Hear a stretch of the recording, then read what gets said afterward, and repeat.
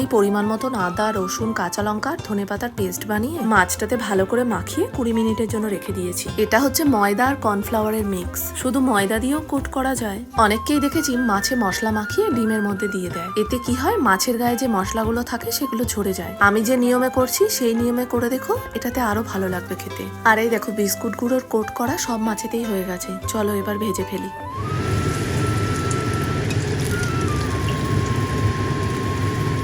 একটু ছোট ছোট হয়েছে কিন্তু খুব সুন্দর হয়েছে দেখতে, একদম দোকানের মতন। চলো রেডি হয়ে গেছে, আমার সোনাকে আগে দিয়ে আসি।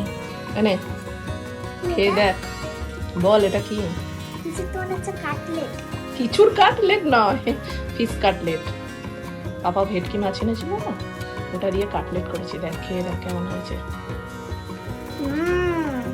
দারুণ হয়েছে। দারুণ হয়েছে, দোকানের মতন লাগছে। খুব ভালো হয়েছে। দোকানে